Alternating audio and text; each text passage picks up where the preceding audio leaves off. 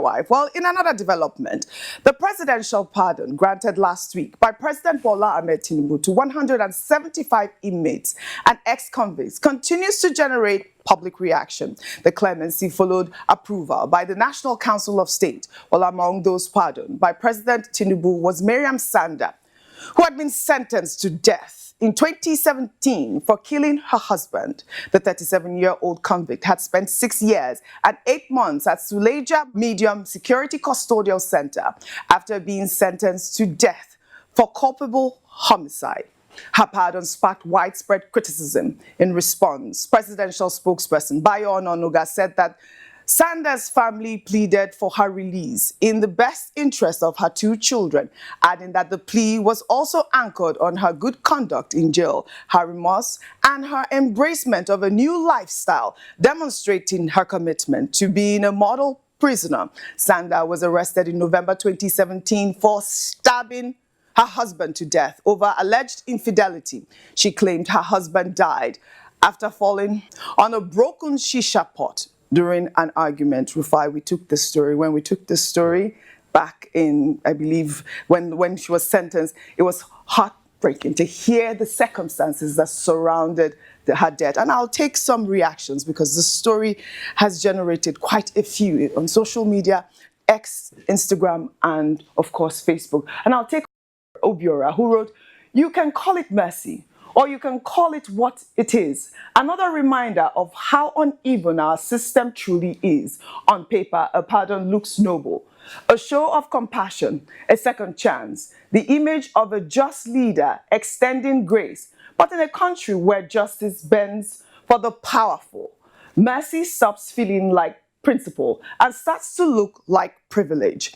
Too many ordinary people are serving endless sentences for lesser crimes, forgotten in overcrowded prisons with no one speaking their names. They don't get presidential attention or public sympathy.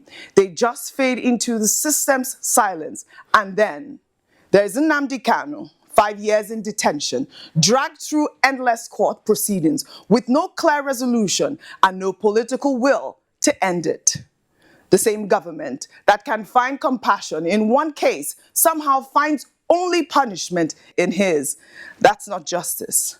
That's selective morality." Rufai, we had Honorable Obia Agwocha on the morning show yesterday, and he, touched on this particular Twitter user's comment, the fact that, the only thing that Nnamdi Kanu is looking for is a release so that they could attend to his health. And, this sort of conversation of who gets pardon or not is, the sort of conversation I'd like us to have. I'll take another expose before I come to you. And this is from Awele, who wrote, "Was the family of the late Bl0w, that's her husband, consulted and in agreement before his killer, Mariam Sanda, is being granted pardon?" That's the question. The reason for her pardon is vexatious. The late Bl0w had his life cruelly cut short. No opportunity to see his children grow up, and Mariam is free. And that's one of the conversations, that Mariam is free so that she can attend to her children. Your thoughts on the story, Rufai? I like to talk with empirical As fact. always, yes. Presidential pardon, offense committed, October 2025. Drugs, 29.2%. Unlawful mining, 24%. Homicide, 13.5%. Fraud and corruption, 12.3%. Hijacking, 5.3%. Firearms, 2.3%. Robbery and theft, 2.3%. Human trafficking, 1.8%. You see, at these rates, let's all go mad together. Because if we have now become a nation where we pardon criminals that our institutions fought hard to convict, then President Tinubu, your next pardon, I have some names for you. You must pardon Lawrence Omajakpo Anini. You must pardon Oyenusi, the criminal. You must pardon Shekau. Look at the joke Nigeria has become. You pardon all these people that have perpetrated heinous crimes, then you now have to drag the name of Herbert Macaulay in it to make it look legitimate.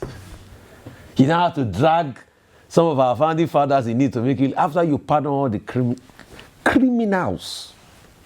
Look at Farouk Lawan. There was a sting operation where the state security agencies, they were the ones that baited him with the bribe, the marked notes. He pardoned him. So what nation do we have? What nation, I ask, do we have? But in the case of Nnamdi Kanu, people have been speaking. Some Igbo, top leaders came to Buhari last time to seek a peaceful resolution to the matter. No. Nnamdi Kanu is not being granted access to see doctors. This one, they're not even asking for pardon, access to see doctors. But all of a sudden, we are seeing all of this pardon flying around. So what lessons do we want for children, the generations yet unborn? A woman, we took the story here, planned the attack for good measure, also lacerated the husband's body. You say you talk to the woman's family before you pass. So the husband family, they have nothing. How would the husband family feel today? And that's the right question. See, the prerogative of mercy is expected that a president will be able to, dispense that prerogative reasonably. But as it is today, like somebody was saying today, I think they should be adding civil society so that we can circumvent the names brought forward. You see, our nation has just become a joke where anything happens. At this rate, we'll start pardoning certificate forgers if they will not even give themselves pardon already. Right. So what kind of nation are we living in? What kind of generation do we want to give? What kind of country? How would they give themselves pardon? Tell me. How would they pardon themselves once they forge the certificates? No, people like Nnaji that their allegations are certificate forging. Yes. When they get to positions, they will pardon themselves now. All right. When they get high up there, they will pardon themselves. We are living in a country where, you are having all sorts of... let me read a newspaper article that was written many years ago for you, Oji, where somebody was saying that people of questionable characters will be the one ruling Nigeria over the years to come. See, New Breed newspaper, this was in 1990s something, where they were saying drug barons may determine the political future of Nigeria. These are the these are the issues in the country. This is not nice. And please, President Tinubu, with due respect, let's stop all of this. Let's make it make sense. Yes. I mean, we have to live in a country where it appears that the federal government, presents itself as being accountable, fair, and just. What is good for the goose, is that how they say, is good for the gander. The gander. Well, we'll continue to follow up on this story. I'm sure there will be more names that will come up from this executive presidential pardon. Well, we'll take our